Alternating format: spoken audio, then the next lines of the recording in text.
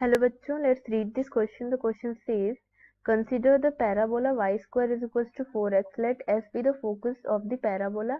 A pair of tangents drawn to the parabola from the point P is equals to -2, 1 meet the parabola at P1 and P2. Let Q1 and Q2 be the points on the lines SP1 and SP2 respectively, such that PQ1 is perpendicular to SP1 and PQ2 is perpendicular to SP2. Then which of the following is / true? The given options are: option A is SQ1 is equals to 2, option B is Q1 Q2 is equals to 3 root 10 by 5, option C is PQ1 is equals to 3, and option D is SQ2 is equals to 1. Now let's see the key concept for the question. तो यहाँ पे अब हम लोग क्या करते हैं, की कॉन्सेप्ट देख लेते हैं. So the first key concept for the question is standard form of parabola. तो स्टैंडर्ड फॉर्म हम लोग देखते हैं पहले पैराबोला का. फॉर्म ऑफ पैराबोला, तो ये हमारा होता है वाई स्क्वायर. यहाँ पे और भी स्टैंडर्ड फॉर्म्स होते हैं बट क्वेश्चन में हमें यही वाला फॉर्म यूज होगा, सो हम लोग यही वाला देखते हैं. तो Y square is equal to 4ax. यहाँ पे हमारा ए क्या होता है, ए इज फोकस.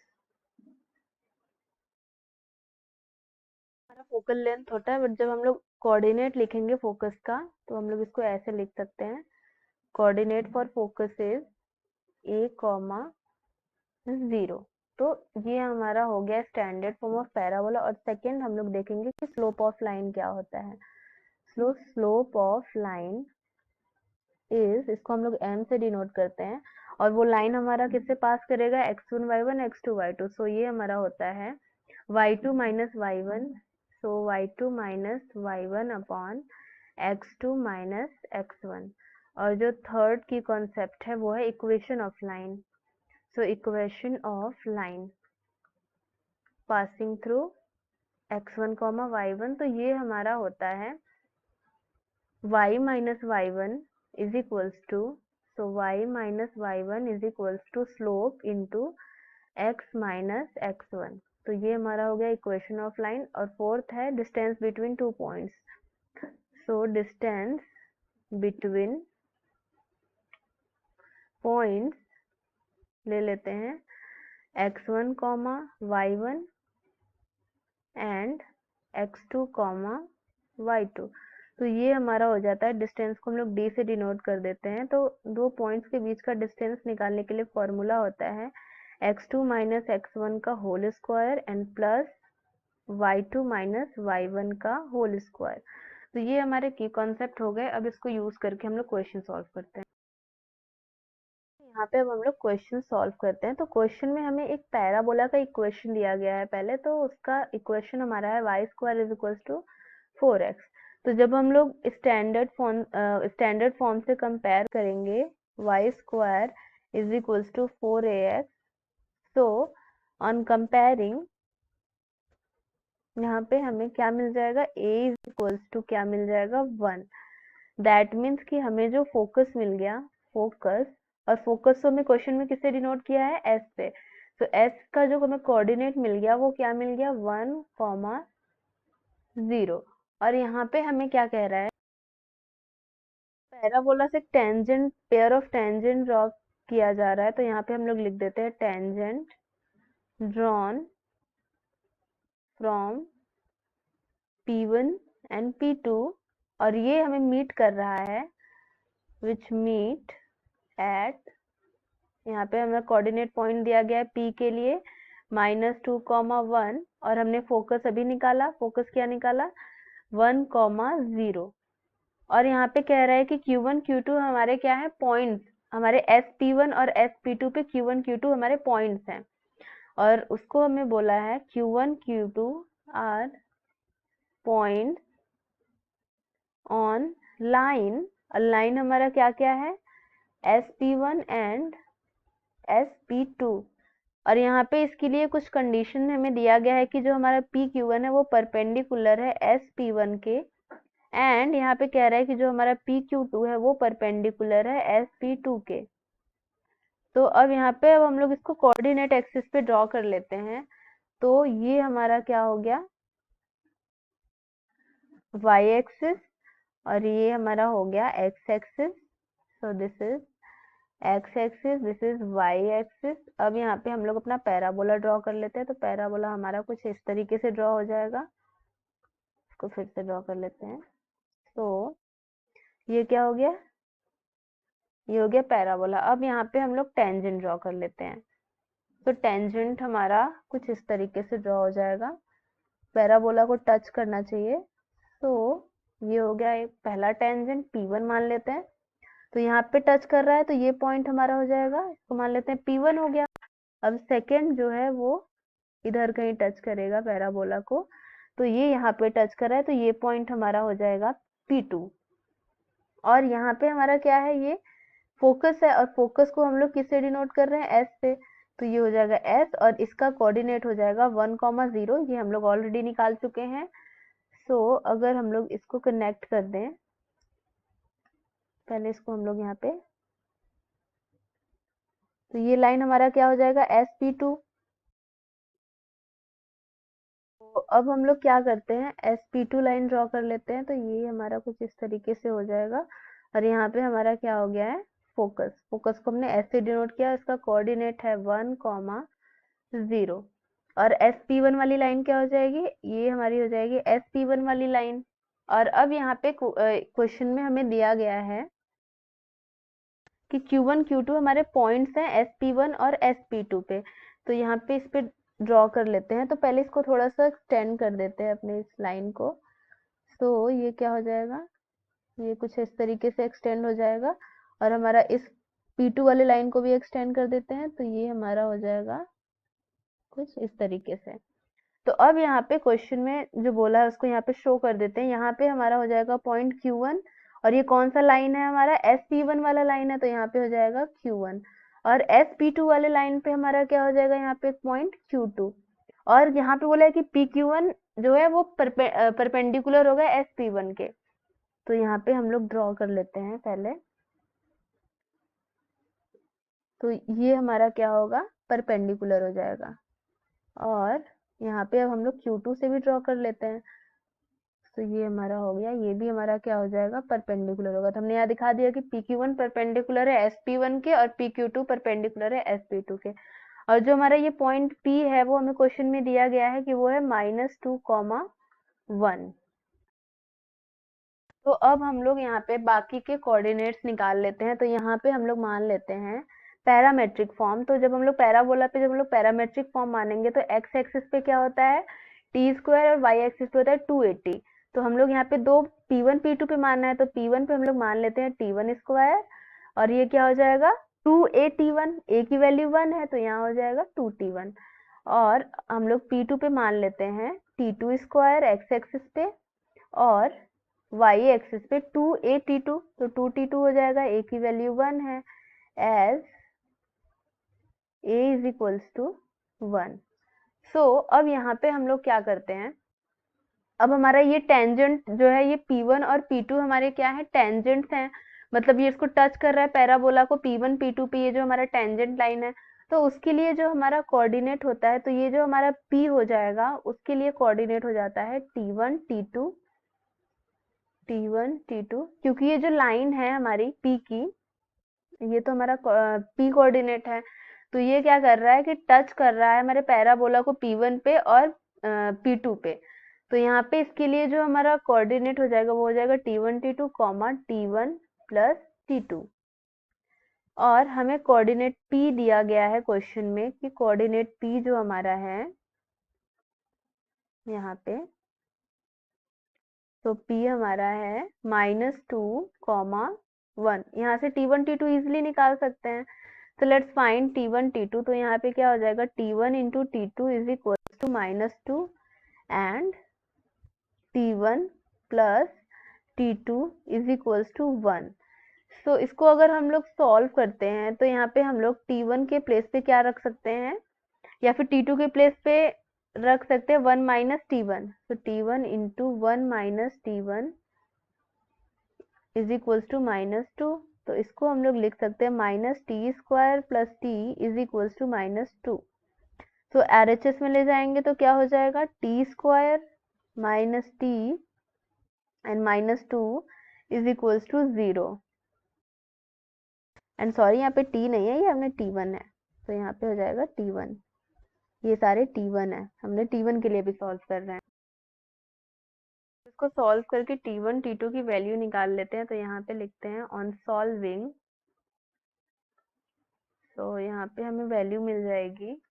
पहले तो हमें यहाँ पे मिलेगा t1 इज इक्वल्स टू 2। जब t1 इज इक्वल्स टू 2 मिलेगा तो यहाँ पे t1 t2 क्या है, t1 t2 is equals to -2 है। तो यहाँ पे हम लोग t1 की वैल्यू क्या मिल जाएगी, -1। या फिर हमें t1 की दो वैल्यू मिली है, और जो दूसरी वैल्यू है t1 की वो है -1। सो t1 इज इक्वल्स टू -1। सो यहाँ पे हमें t2 की वैल्यू मिल जाएगी 2। अगर t1 इज इक्वल्स टू -1 रखेंगे तो t2 मिल जाएगा 2, क्योंकि हमारा क्या है t1 t2 is equals to -2। हम लोग इसी में रख के इसको निकाल सकते हैं। तो अब यहाँ पे क्या करते हैं, नेक्स्ट स्टेप में हम लोग अब स्लोप निकाल लेते हैं। तो यहाँ पे हम लोग निकालते हैं स्लोप ऑफ sp1, और इसके लिए फॉर्मूला हमने देखा था y2 माइनस y1। तो ये हो जाएगा 4 माइनस 0। यहाँ पे अब एक बार हम लोग कोऑर्डिनेट भी लिख देते हैं, 4 माइनस 0 अपॉन 4 माइनस 1। तो अपने डायग्राम में अब हम लोग कोऑर्डिनेट्स दिखा देते हैं। तो p1 का कोऑर्डिनेट क्या हो गया, p1 का हमारा हो जाएगा 4,4, क्योंकि ये क्या है t1 स्क्वायर, इसको हमने माना था t1 स्क्वायर, 2 t1। तो हमें t1 की वैल्यू तो मिल चुकी है, तो ये हो गया p1 का कोऑर्डिनेट, और t2 का कोऑर्डिनेट हमने माना था t2 स्क्वायर, 2 t2। तो p2 का कोऑर्डिनेट हमारा हो जाएगा 1, -2। ठीक है, अब यहाँ पे हमें ये सभी कोऑर्डिनेट्स मिल गए। अब क्या करते हैं हम लोग, यहाँ पे सॉल्व करते हैं, हम लोग q1 q2 के कोऑर्डिनेट्स निकाल लेते हैं। तो ये हो गया, तो ये हमें क्या मिल गया, 4/3। अब स्लोप ऑफ sp2 भी निकाल लेते हैं। स्लोप ऑफ sp2 ये क्या हो जाएगा, -2 -0 अपॉन 1 -1। तो ये हमारा हो जाएगा -2/0। तो ये क्या मिल गया, इन्फिनिटी। अब इक्वेशन लिख लेते हैं। तो अब इक्वेशन ऑफ sp1 लिख लेते हैं। तो इक्वेशन ऑफ लाइन क्या होता है, y माइनस y1 क्या है, 0 है, इज इक्वल्स टू स्लोप क्या है, 4/3, और x माइनस x1। तो ये हो जाएगा x माइनस 1। तो यहाँ से हमें लाइन मिल गया, equation of line 4x minus 3y minus 4 is equals to 0। इसको इक्वेशन 1 मान लेते हैं। और अब यहाँ पे हम लोग क्या करते हैं, इक्वेशन फॉर pq1 लिख लेते हैं। तो pq1 के लिए जो हमारा इक्वेशन हो जाएगा वो हो जाएगा y minus 1 is equals to, अगर हमारे दो लाइंस परपेंडिकुलर होते हैं तो क्या होता है, m1 into m2 is equals to -1। तो यहाँ पे इसका जो स्लोप हमें मिल जाएगा क्या हो जाएगा, -4/3 हो जाएगा, -1 से मल्टीप्लाई होके। तो ये हो गया -4/3, एंड यहाँ पे हो गया x प्लस 2। अब इसको अगर हम लोग सॉल्व करेंगे तो हमें मिल जाएगा 3x plus 4y plus 2 is equals to 0। ये हमारा हो गया इक्वेशन 2। अब यहाँ पे क्या लिख देते हैं, ऑन सॉल्विंग, तो हमें q1 कोऑर्डिनेट मिल जाएगा। यहाँ से हम लोग x y का वैल्यू अगर निकाल लेंगे इक्वेशन 1 और 2 से, इक्वेशन फर्स्ट एंड सेकेंड, तो हमें q1 का कोऑर्डिनेट मिल जाएगा 2/5, -4/5। अब क्या करते हैं, अब लास्ट हमें बचा हुआ है q2 का कोऑर्डिनेट निकालना। तो q2 का कोऑर्डिनेट हम लोग किससे निकालेंगे, अगर हम लोग sp2 और pq2 का अगर हम लोग कोऑर्डिनेट्स निकाल लें, सॉरी उसका इक्वेशन निकाल लें, तो वहां से हम लोग इजिली निकाल सकते हैं। तो अब हम लोग निकालते हैं इक्वेशन ऑफ sp2। तो इक्वेशन ऑफ sp2 क्या हो जाएगा, x इज इक्वल्स टू 1 हो जाएगा। इसको हम लोग मान लेते हैं इक्वेशन थर्ड। और इक्वेशन ऑफ sp3 क्या हो जाएगा, सॉरी इक्वेशन ऑफ pq2 क्या हो जाएगा, यहाँ पे pq2 निकालेंगे। तो pq2 का equation simply y is equal to 1 हो जाएगा, क्योंकि ये हमारा x एक्सिस पे लाइन है। तो ये हमारा हो गया y इज इक्वल टू 1। तो ये हमारा हो गया equation fourth. So from third and fourth यहाँ पे हमें क्या मिल गया, q2 का कोऑर्डिनेट मिल गया, क्या मिल गया, 1,1। अब यहाँ पे हम लोग इसको अपने फिगर में शो कर देते हैं। तो यहाँ पे हमें q1 का क्या कोऑर्डिनेट मिला, 2/5। तो q1 का कोऑर्डिनेट है 2/5 कॉमा -4/5। और यहाँ पे हमारा जो Q2 का कोऑर्डिनेट है वो है 1,1। तो ये हो गया 1,1, ये हो गया Q2 का कोऑर्डिनेट। अब हमें जो ऑप्शन में दिया गया है उसके अकॉर्डिंग हम लोग इसको सॉल्व करके सारा डिस्टेंस निकाल लेते हैं। तो पहले हमें निकालना है SQ2। तो ये डिस्टेंस हमारा हो जाएगा। S का कोऑर्डिनेट हमारा क्या है? S का कोऑर्डिनेट है 1,0, यहाँ पे लिख लेते हैं। S का कोऑर्डिनेट है 1,0 एंड Q2 का कोऑर्डिनेट हमारा अभी निकाला हमने। Q2 का कोऑर्डिनेट है 1,1, 1,1। तो अब यहाँ पे डिस्टेंस क्या हो जाएगा? x2 - x1 का whole square plus y2 - y1 का होल स्क्वायर। तो SQ2 मिल गया 1। ठीक है, अब नेक्स्ट फाइंड आउट कर लेते हैं PQ1। तो अब यहाँ पे हम लोग P का कोऑर्डिनेट क्या है? P का कोऑर्डिनेट है -2,1 एंड Q1 का कोऑर्डिनेट है, यहाँ पे हमने अभी Q1 का कोऑर्डिनेट निकाला था, क्या था? 2/5 कॉमा -4/5। तो यहाँ पे अगर हम लोग डिस्टेंस निकालें तो ये भी हो जाएगा √2 - 2/5 का होल स्क्वायर एंड प्लस 1 + 4/5 का होल स्क्वायर। तो इसको जब हम लोग सॉल्व करेंगे तो हमें मिल जाएगा √144/5 एंड प्लस 81/25। सो जब इसको ऐड करेंगे तो √225 बाई क्या मिल जाएगा? यहाँ भी 25 है, बाई 25। तो यहाँ पे 225 किसका स्क्वायर होता है? हमारा 15 का। तो 15/5, तो यहाँ हमें मिल गया 3। तो PQ1 की वैल्यू मिल गई 3। अब नेक्स्ट हम लोग क्या कर लेते हैं, यहाँ पे Q1 Q2 निकाल लेते हैं। तो Q1 Q2 क्या हो जाएगा? Q1 का पॉइंट है 2/5 कॉमा -4/5 और -4/5 और Q2 हमारा है 1,1। तो इनके बीच का जो डिस्टेंस हो जाएगा वो हो जाएगा √2/5 - 1 का होल स्क्वायर प्लस -4/5 -1 का होल स्क्वायर √। अब यहाँ हमें बस वैल्यूज रख के सॉल्व करते जाना है, सारी चीजें हम लोग निकाल चुके हैं। तो 9/25 प्लस 81/25। अब इसको अगर हम लोग सॉल्व करेंगे तो यहाँ हमें मिल जाएगा √,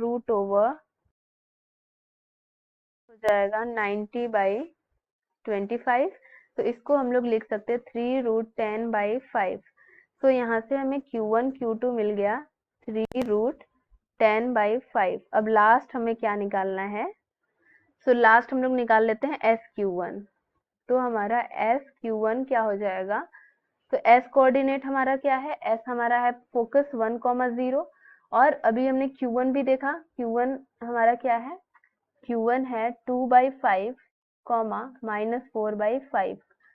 सो अब यहाँ पे हम लोग SQ1 निकाल लेते हैं। तो ये हो जाएगा √9/25, क्योंकि वही सिंपली हम लोग कर रहे हैं x2 - x1 y2 - y1 का होल स्क्वायर एंड, या फिर यहाँ पे हम एक स्टेप और लिख देते हैं 1 - 2/5 का होल स्क्वायर एंड प्लस 0 + 4/5 का होल स्क्वायर। तो यहाँ इसको सॉल्व करने पे मिल जाएगा √9/25 एंड प्लस 16/25। तो इसको जब हम लोग सॉल्व करेंगे तो मिल जाएगा √25/25। सो क्या मिल गया? SQ1 = 1। अब ऑप्शन मैच करा। A is incorrect because SQ1 = 1 not 2, and option B is correct. Q1 Q2 is 3√10/5. Option C is also correct. PQ1 = 3. Option D is also correct. SQ2 = 1. So these are the correct options. Hope you will understood it well. All the best.